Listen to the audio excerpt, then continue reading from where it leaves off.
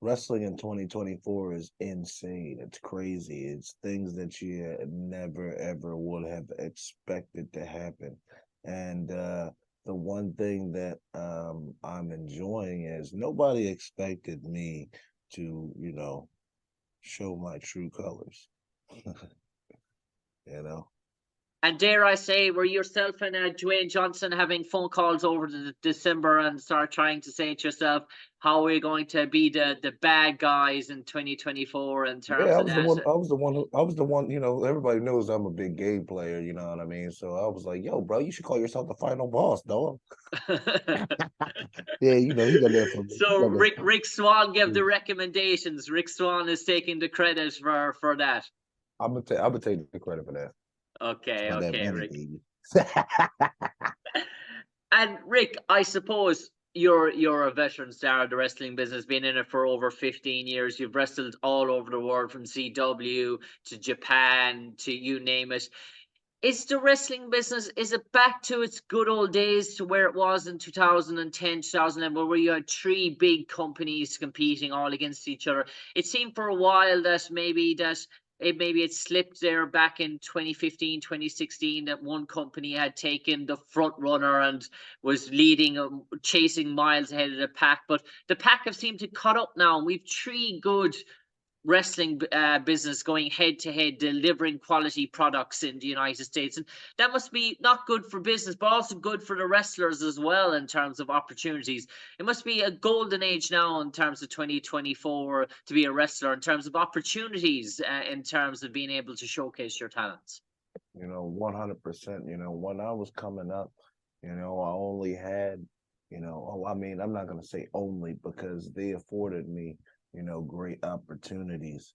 When I was coming up, I had Combat Zone Wrestling, I had, Jersey All Pro Wrestling, I had the Maryland Championship Wrestlings, I had the National Championship Wrestlings out in Pennsylvania, and like the thing is, you know, you bust your ass so hard to try to make it to the company, you know, to where for many it destroys their passion for this industry. Um, it's not like that now. And when I was there, certainly I had the time of my life. I'm talking about WWE, but you know, you had TNA, and then it fell off. And you had your Ring of Honors, and then it fell off. You were thinking about your New Japans, but let's face it, who wants to have the dream of being a star over in their home country and then, you know, doing it somewhere else? Like I respect it, but you want to do it when you had your dream, man.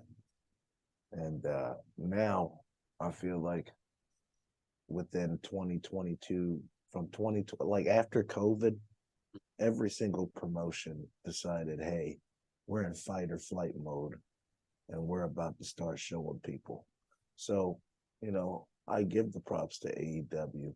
I give the props to TNA. I give the props to New Japan Pro Wrestling, All Japan, you know what I'm saying? GLEAT, Dragon Gate, you know.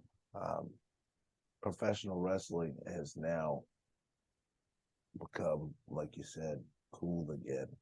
Mm. And there are multiple places for someone not only to just go and apply their craft, but actually make a living doing what they love, And back to TNA, there's so many great talent in that locker room, and we're afforded, to be able to do what we love and make a living. And, TNA has always been the spot to where people can look at us as the misfit toys. But at the end of the day, it's produced some of the greatest stars that everybody can never turn a blind eye to. And I'm talking about your Chris Sabins, your Alex Shelley's, your Eric Youngs, your Frankie Kazarians, your Christopher Daniels, your AJ Styles, your Samoa Joes, people that are making a difference today, right now. They got that start in the company that I am so proud to be a part of. Mm. And I suppose, Rick, we know throughout your career in terms of your high flying capabilities, being able to take those bumps, those hits, those sort of bruises, and being renowned really to be in some of the real sort of hardcore matches, the real sort of gritty sort of matches in terms of wrestling, and some technical, savory matches as well. But we're seeing that coming back now in wrestling as well, in terms of the real sort of hardcore stuff, which was sort of maybe frowned upon maybe a few years ago, that the fans entertained it. It's almost like that we're not, that dare I say, we're not getting ECW matches, but we're getting the real sort of heavy sort of hitting stuff. It's really frontal. It looks like we're almost back in the Attitude Era as such. Oh yeah, oh yeah.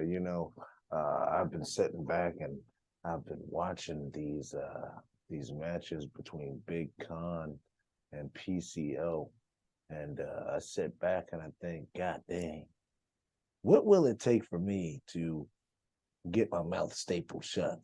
What will it take for me to get slammed 15 feet off the ladder into thousands of thumbtacks? What will it take for me to be choke slammed off of an apron through glass? What would it do to me and for me? And what, my mind don't process that. I don't go that way. I don't You're, swing that way. you don't have I'll a Jeff watch it. Hardy or Darby Allin feel to you. Nope, nope. I respect them all day. When I was a kid, you know what I'm saying? By the time of 8 years old, I knew what FMW was. I knew what Wing was. I knew what IWA Japan was. You know what I'm saying? I watched Cactus Jack and Terry Funk beat the crap out of each other and lose all that blood at that very young age. You know what I'm saying? So I definitely have a respect in the knowledge of deathmatch wrestling. But god damn, would I never ever step foot unless the money is right. Okay, And okay. I gotta approve the weapons first too. Mm. Heck no. Ain't no fans bring the weapons. The company ain't gonna tell me. No, no, no, no, no. I got to approve this. And Rick, how are you enjoying the first class lifestyle with AJ Francis at the moment? The first class term very much in evidence, as we've seen in the past few weeks, living life to the richest finer form, the for first class jets, first class planes, first class living. Dare I say, is it all it's cracked up to be? Yes, indeed. I mean, I'm out here in beautiful, sunny Florida. You know what I'm saying? Like, it don't get no better than I being out see. here in the sunshine. You know what I mean? Got the palm trees, got the trees going. You know what I mean? Your boy Rich out here doing it up out here in Florida. Um, but god dang, man. The only thing that I regret is that I haven't done this sooner. You know, uh, it's one thing to come out and sing and dance and put smiles on everybody's faces and then, not get any love or respect in return. But it's another to go out there, do what you love, perform, and then get loved on and make all the money. You know what I'm saying? Mm. So it's definitely something that I'm enjoying at the moment. You know what I mean? Living the life, enjoying the fruits of my labor. I've been busting my ass for 17 years in this business, almost 18 years. I started in 2006, by gosh. And, like you said, it's a long list of accomplishments. And when I look around, I don't really get the love or the flowers, as the kids say today, that I should.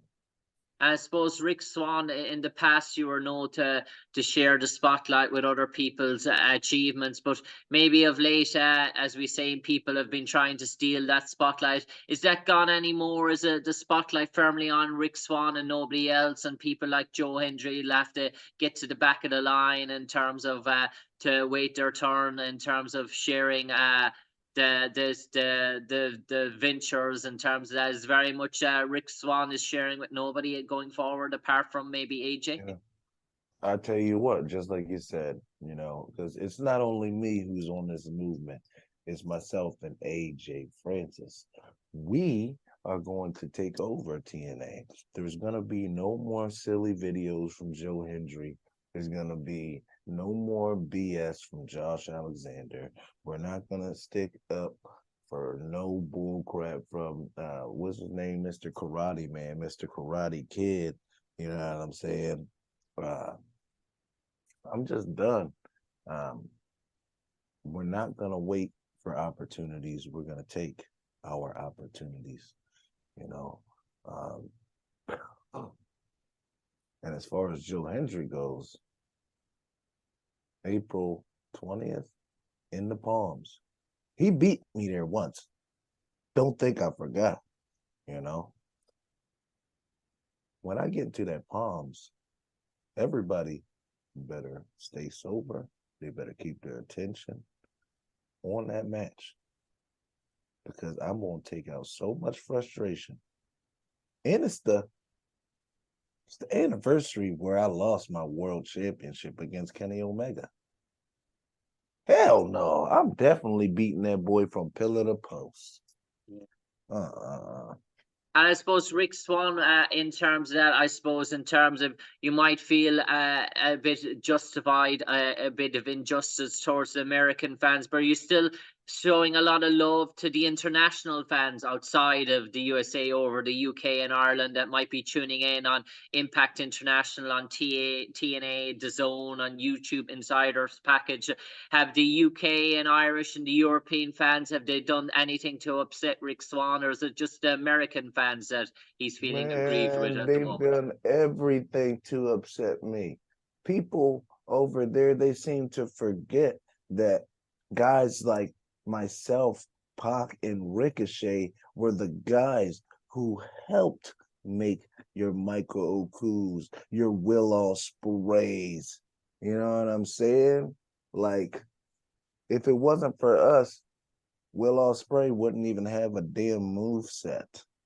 You know what I'm saying? And everybody goes out there and they praise this man like he's the greatest. Well, he came to TNA and I got my goddamn withholdings against, Josh Alexander, but he might have got him the first time, but he got that ass whooped the second time. You know what I'm saying? But you can still catch me on TNA Plus, on the Zone, on any of the YouTube, you know what I'm saying, the YouTube Premium, TNA. I got a little ill will against y'all, you know what I'm saying, because just like the American fans, you know what I'm saying, just like I said, y'all don't give me the love and respect that I deserve. You don't put me on a pedestal like you put the Will Ospreays, like you put the Pox, like you put the Moxleys, who, you know what I'm saying, that's somebody who I started with, like you put the Sammy Callahans. When Rich Swann is in a conversation about wrestling, it's about how he goes out there and makes people smile and feel good. It's not about how great of a wrestler he is, how many accomplishments that, like you said in the beginning, nobody thinks about that. So now it's time to really be showing people to open up their eyes. you know? And is in terms of this tandemship with Rick and AJ at the moment, the first class, or is it more? Are you sort of, is tag team interest on your agenda, or is it more individual sort of pursuits, or where is this sort of group heading for? What sort of direction can we see you take? Are you going to take it? Is it both individual and team ambitions, or is it just very much individual ambitions? You know, I've sat back. I've thought about this. I know AJ's thought about this. We want all the gold. We want everything. And like I said, when I mean we're gonna take over TNA, we're gonna take over TNA. And that means if we have to free bird every single championship in TNA, we'll do it. Because we definitely want that world heavyweight championship, whether it be myself or AJ winning it. We definitely want that X Division championship, whether it's myself or AJ winning it. We definitely want that digital media championship, whether it's myself or AJ winning it. And by gosh, by hook or by crook, I am going to win me the TNA Tag Team Championships because that's the only championship in this company that I have failed to hold. Okay. That's the main focus right now. On that note, one final question to me, to you, Rick Swann. Rick, you've wrestled all over the world. You've wrestled in so many different countries. And have you any memories of wrestling in Ireland, maybe having a pint of Guinness or a show in Dublin or Belfast? Have you ever sort of ventured in a show or a night out where Rick Swann has partied it up in the capital of Ireland? Yes, indeedy. Yes, indeedy. The former owner of ICW, he took me out. It's definitely a fun time. And I remember I wrestled LJ Clearly at OTT. That's the only time I've been to Ireland. And by gosh, I got off the flight, straight to the show, wrestled, and then went to Scotland like the next day. But I was like, golly, this town, I love it. I want to say it was in Dublin too. So I was just thinking to myself, golly, I gotta make it back. We'll have to get you back. Even though I don't get the love that I deserve out there in the UK, I'm still willing to go up and show my presence. That's good. We'll get you in a triple threat against Sven Balor and Sheamus on home soil anyway. In terms of that, we'll get it on. But for the moment, all that's left for me to me, Jim Conlan, to you, Rick Swann. Best of luck in 2024. Hopefully, First Class achieves all their conquests, and you do become that Triple Crown champion. You do win that tag team belt. That is just, I say, it's just a passing coin. It's just waiting to fall into your lap. But for the moment, from me, Jim Conlan, to you, Rick Swann, stay safe, take care, and God bless, sir. Yes, sir. God bless you.